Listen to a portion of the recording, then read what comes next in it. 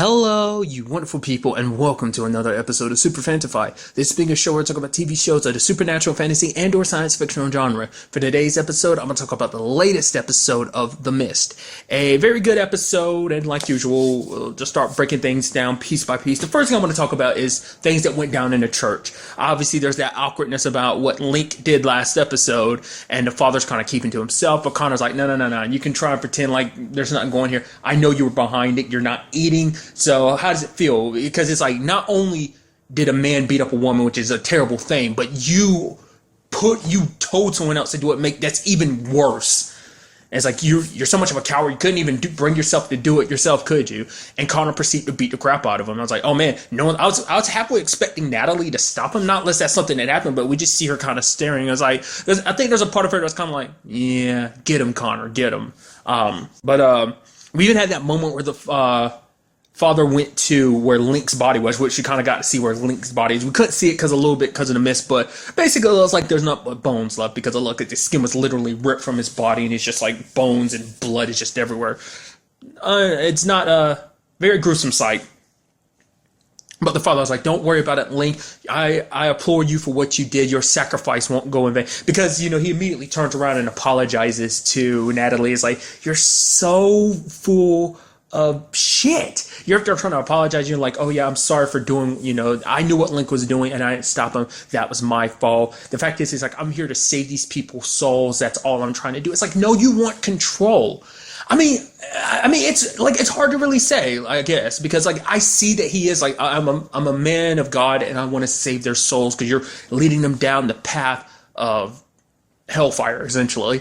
But the way he's going about it, it doesn't seem like it is about, like, even last episode, the way he was playing the piano, it's like, no, you want control. You want people to follow your every word. It's almost like you kind of have a messiah complex yourself. I mean, in a sense, that's how they treated this whole situation. Like, oh, these guys are the messiahs. They're the messengers that kind of lead this flock down the path they're supposed to. So the father gets in his head, is like, okay, we'll do I think was it a trial of faith or something like that. Hey, we'll both walk out in the mist. Whichever one of us doesn't die ends up leading the group. I thought it was kind of interesting how Natalie went about it. She stripped down naked, like, hey, this is how much faith I have. I will bear my all. It's like his belief in God versus her belief in nature. And once again, the mist doing what it does, it really taps into you. Like it's each time that the mist is interacting with a person, it taps into a lot of their deepest, I guess, fears and just beliefs and everything. Because this time it showed up as, you can only assume it's the four horsemen, and he's just like praying and everything. And the moment that happens, boom. Because we've yet to actually see what the mist looks like to Natalie. It's never taken on a form. So at the very least, it does seem like it taps into, more so than anything, your biggest fears. Because it seems like for me, her biggest fear was her mom, just because of just like. They're like the fact that they never really had a relationship and stuff like that. It's like, oh, my mom was never there for me, and now like she, as a mist, she's trying to be there for, so it seems like more so than anything, it taps into your own fears. So it didn't, like, that's what I'm saying, because we've yet to see it actually manifest for anything for Natalie. So I mean, Natalie immediately takes that as like oh yes, the mist knows that I'm its messenger, because she even kind of talks about the beauty of it. She's like, oh, the screaming and pain I heard from the father, so he's gone, but for me, inside the mist, it sounded different. It's like birds chirping and just like glaciers breaking. It's just the beauty, like almost like she was enlightened, like all this bright light shine upon her. It's like, oh yes, I am here to give nature's, blessing. Did not go down the way I was thinking. I figured it would go down with Natalie being the victor in a sense, but I thought things would be a little more complicated. Like the father would come back and he'd be like, oh yeah, I won, see, haha. And then Natalie strolls back in, nothing happened to me. You thought something happened? No. Or I don't know. Or there was also a part of me that's like, I was thinking like, okay, the father's going to do something. He's either going to attack her or pull out a gun. He did promise no more violence, so I mean, he kept to his word. But I was halfway expecting him to do something to try and kill Natalie, either successfully killing her, but then she manifests herself again because the mist somehow brought her back to life or something like that. That's what I was thinking. But it turned out to be the case. She just out and about won her fate, won her to battle. And so now everyone within the church believes in her now. I mean, from what we saw, there was at least one person. There was that one lady that's like, I believe in you, Father. And he's like, oh, thank you. So like literally one person in the church believed in him. So now it's wholeheartedly up to Natalie got their, as the father was saying, their souls in her hand, which she's like, I don't really give too much thought about that. So it's definitely going to be interesting to see where that goes. Like, now that they follow her, it's like, as long as we don't mean any ill intent towards the mist or Mother Nature, she won't respond in kind to us. So we'll really have to see whether or not, because the mist does want something. And maybe it's leaving Natalie alone because it knows Natalie can help it get what it needs to get, whatever that case may be.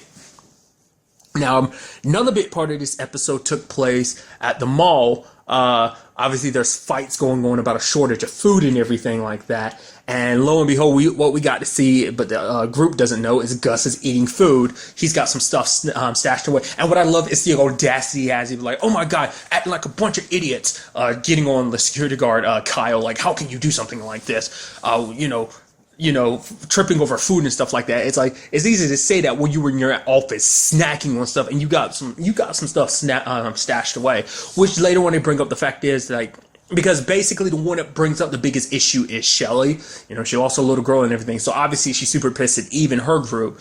But for her, it's like, Eve came here asking for board games, didn't ask about food. Why are they not asking about food? They must have taken some of the food supply. Well, I mean, which you could argue at the same time. It's like, well, they have a smaller group, so they don't need as much food. So you could argue that they split the food up a lot more because there's few of them, so everyone gets more chunks at a time.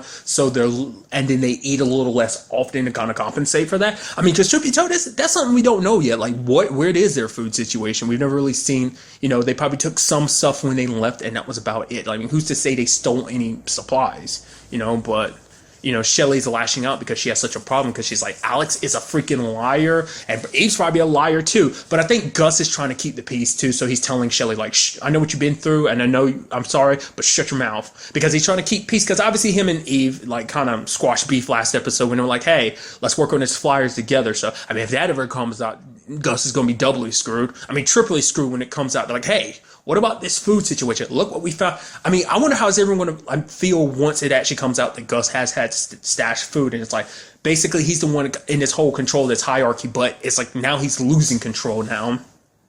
And it's something interesting Eva ended up saying in this episode. She was like, there kind of a theory of like, you are always 9 meals away from anarchy. Essentially, that take away a little food and a little water, that basically you're always 9 meals away from kind of going to the extreme. Like, you take away some people's food and water, people are likely to do some crazy things, essentially. I mean, that's just human nature in a sense, I guess, which is also, I think I brought that up at the beginning of the series. That's what the series is a big part of, is like human nature. Like, when people are desperate enough, what are they willing to do? That's kind of a big part of like apocalypse stories. And you could see the elements of that within this story too. So like, what, and now like you have Shelly rallying up the group and like, oh, Alex is a liar. This all started with her lying. So it's like, I mean, to be fair, like the mist was already rolling in before Alex even got there. Like this has nothing to do with her, but they're using this to their advantage. Once again,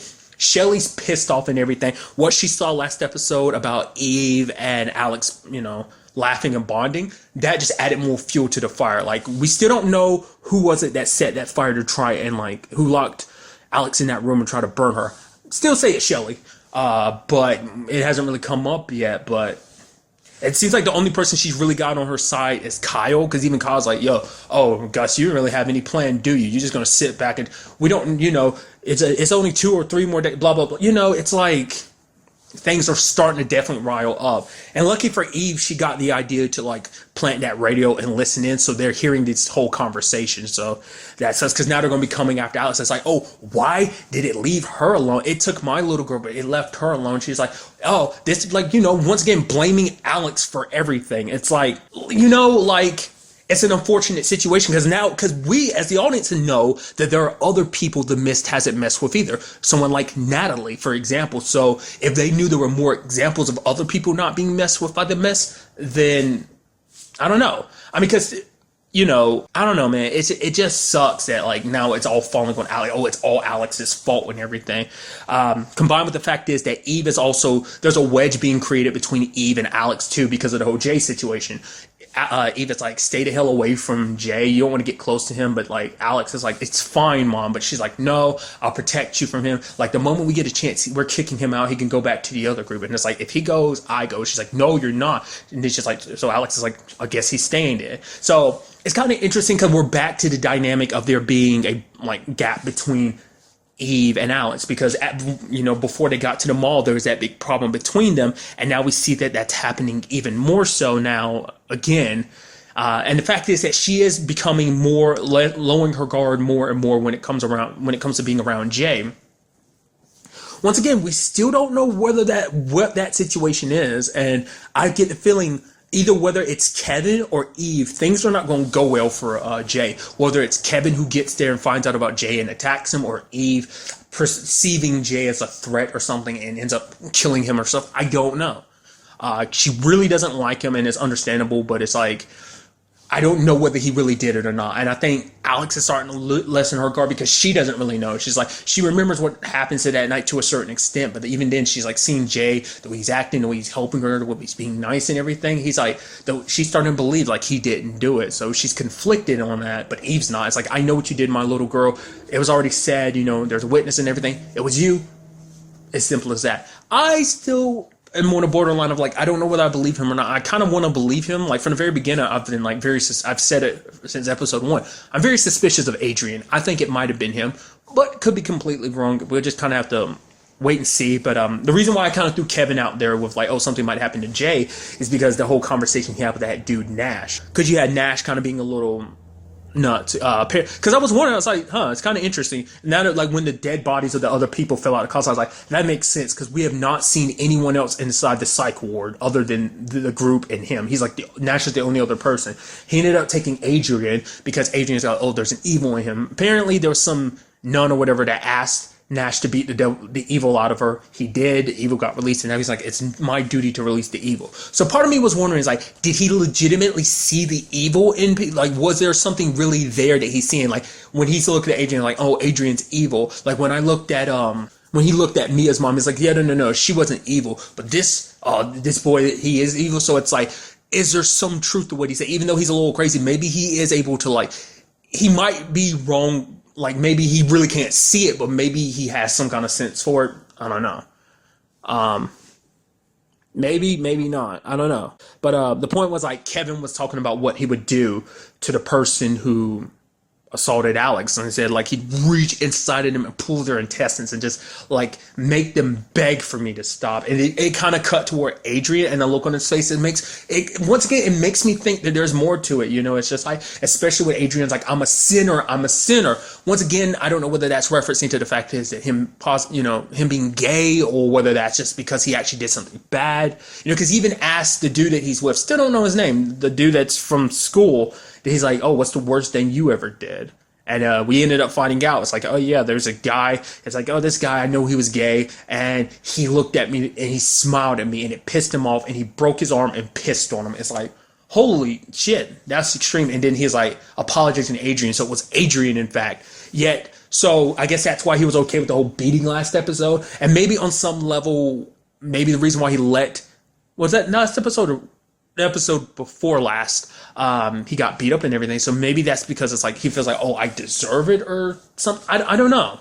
I'm very conflicted on why Adrian does what he does. I mean, it seems like that's already kind of part of their relationship of like, cause when the dude broke Adrian's arm and peed on him, like Adrian didn't ever say anything. So, but Adrian like accepted his apology and everything. So, but what was interesting is when he said to when Kevin got in a room with Nash and started basically beating the crap out of him, and he picked up like, it looked like a wooden leg to something, and Nash was like, yeah, I can see it now. You had the evil in you, and then like splat, like hit his head one more time and killed him. There's see blood trailing away from the body. So once again, maybe there's some truth to what he said, whether he was really, able to see anything or not. Maybe it was like the mist messing with his head, making him think he could see evil. Maybe in fact he can. And I think that's kind of, it's supposed to represent like what's happening to Kevin. Like Kevin's not caring as much. And that's kind of like a thing of like his brother was kind of getting the mindset for him to like, hey, you need to do whatever is necessary to save your children, save your family. So it's like doing whatever it takes to make sure he protects the people that's important to him. That includes Adrian, that includes getting to Alex and Eve. So that was just kind of an interesting development. I just thought that was kind of an interesting moment of just like, okay, you see that spark of evil, because Kevin would not have done that before. But subsequently, since the whole situation with his brother, I think he has come to realize this is a situation where he can't hold back. He has, if it means protecting the people that are important to him, he's willing to cross whatever line. Now, whether that's a good thing or not has yet to really be seen. So whether, because this whole circumstance is changing everyone. I think most people are changing them for the worse. So it's like, you can only assume it's changing Kevin to the worse. But once again, we'll just kind of have to wait and see. But there was that interesting moment at the end of the episode, near the end of the episode, where Adrian is like, okay, I was telling myself, the one thing I've always wanted to do is hold another guy's hand. It's something he's always been afraid of. And he does it. He's like, because he made a promise to himself if he got out of that situation, with the whole Nash situation, that he'd hold a guy's hand, and he did. But the other guy let go, and he's like, he tells Kevin and the others to go on without him. He'll stay. And as they're leaving, you see him kind of breaking down and like crying a little. And I'm trying to understand why he did that. Maybe because I think it's just because, I guess on some level, maybe he couldn't forgive himself. It's like after what he had done to Adrian, and the fact is that he's found himself caring about Adrian, like to the moment like he heard something happen to Adrian, he started chasing after Nash. So it's like he was concerned and worried.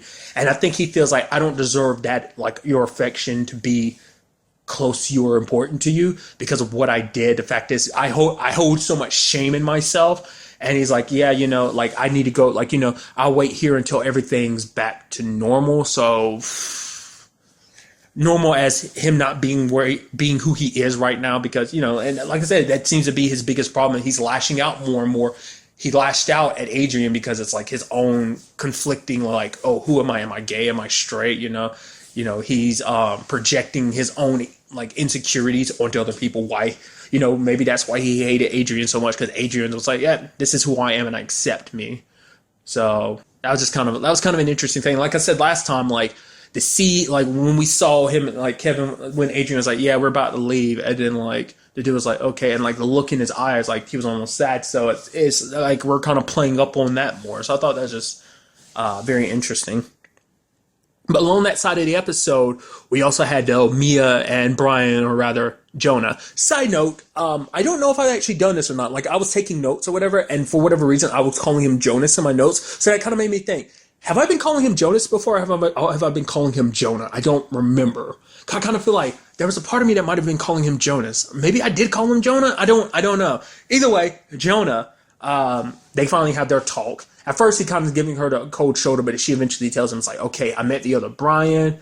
And then, like, Brian admits he met the other Brian. Well, Jonah admits he met Brian. But then it was like, he never explained how their confrontation ended. I don't think he really wanted to tell her, because I'm sure she'd be look at him a little differently. Which she finally explained, like, why it freaked her out, which I kind of figured as much. It's just like, she felt like he might have been lying to her. It was too much, because she was like, oh, like, I don't know whether it's hard to tell whether you were telling the truth or lying. Like, maybe you really lost your memory, or you're just a psycho who attacks people, takes their identity, and pretends to have amnesia. Like, whether this was all some act for him or something. So that really conflicted Mia. And she actually even told her the truth. It was like, hey, I went home, I was going to run, I saw my mom, in a sense, I saw my mom, and she was trying to tell me to die, but it's like, I was like, no. Surprising to her, like, she found a reason to live, and that being Brian.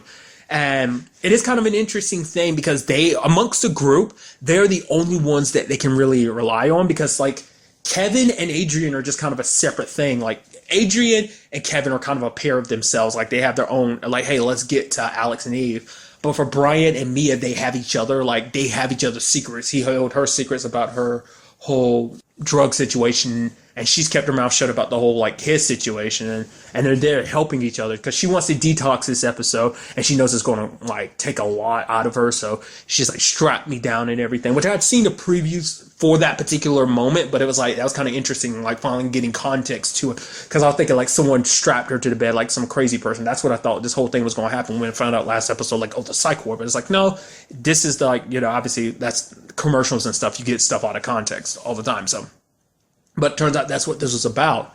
And she's pleading to Jonah, like, let me out. I'll tell you what Brian told me about you. And it's like, obviously she's lying, but Brian, there's a part of him that doesn't know she's lying.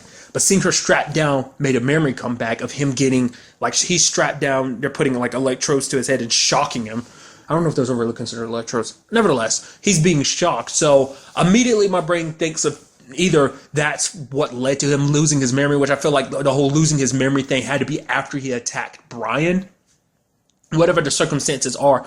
And now I'm sitting here thinking about, maybe we'll find out that in actuality it was something he did. Maybe it took a medication he did, or maybe it's a situation of like, when they did what they did to him, maybe he ran away and attacked Brian, but all of that was like while he was in a fugue state of like waking up, not remembering who he was, and then like all of that vanished when he finally passed out and woke up again. Maybe that could explain. I mean, there's still so much about Jonah's situation that we don't really know about. But it could also be just a test, you know, in the sense of like, you know, testing him under stress and stuff like that. Because she's saying words to him, I guess, to kind of keep him calm. What she does is kind of talks to Mia to kind of keep her calm.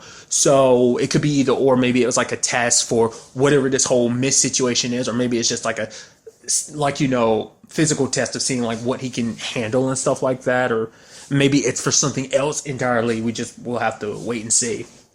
Because we've yet to see, actually, the mist is another, like, the mist hasn't really affected him or Adrian. Like, we've seen, to a certain extent, it's affected Kevin, but that, I don't know, like, I don't know if you really count that, the whole, like, bug situation with Mike. I don't know if you really count that or not. But, so there are people who haven't been affected by the mist who are there, so. But once again, like, trailing it back to Alex, it's unfortunate she's been kind of put in that spotlight. So it's definitely going to be interesting going forward to see, like, what ends up happening, like, what comes of all of this. Because, you know, Shelly is, you know, rising the group up to turn against Alex. So I'm sure you kind of got glimpses of people kind of almost like buying into it. Like, you know, it's like people are hungry and thirsty and just, they need someone to blame. Shelly needs someone to blame for what happened, you know, especially because if Alex died, I don't think she'd feel the way she does. I mean, maybe she would have lashed out at Eve. It's like, oh yeah, it's your fault. Your daughter got my daughter killed. Yes, your daughter died too. You know, it's hard to say, but I don't think she'd be acting this way if Alex had died. But the fact is that Alex survived, and not only did she survive, it's like she lied about like the thing not wanting her, that she fought it off and everything. So the question there too is like, when she said like Alex lied, is she talking about the like quote unquote first lie, the whole Jay situation? Is that what she's referring to? Is she saying like, oh, this started because of that or something, or what? Because let's not forget, she was the one that kind of warned the mom not to go out there, not let her and her son go out there in the mist. It's like, there's something out there, but it's like, oh, you're a liar, don't want to believe you, and like, you should have. So she tried to save that lady's life, but you're calling her a liar now when she was telling the truth then. So it's like, I don't know. I mean, it makes you ultimately decide, well, it's probably going to turn into a voting situation where everyone has to decide, like, oh, do we want to keep Alex in here or not? She might be a danger to the crew. Or, you know, they're probably going to put it to the test. They're going to push her out there and put her out there on her own, and Eve will have to decide if she'll have to go with her or not. So, and they might even, like, push the rest of the group to go with them. And then that might be the moment where you're like, oh, you see who's really on your side or not. Because at that moment, Eve might think some of the group might still be beside her. Maybe someone like Kimmy might not be on her side anymore. Even though Kimmy heard the truth, like, she hasn't pulled away. She's still close to Alex and Eve. But, you know, maybe when the time comes, like, oh, we'll possibly be getting pushed into the mist, maybe that'll change people's minds. So maybe the other group will kind of slide more in with the main group, and now Alex and Eve get pushed out into the mist, which, you know, Alex was going to go anyway. If Shelly had just left her to do it, like, who knows what would have happened, what discoveries they would have made. But once again, that's me saying that. Once again, we still don't know if Shelly actually, when you did it, I'm like 99% sure she did it, but there's always a small chance I'm wrong. So, like I said, it's definitely going to be interesting to see what goes down in the next episode. But really, that's all I want to talk about in this episode. Till the next time we meet, be happy, be safe, live life to the fullest, and enjoy it. Good day, and goodbye.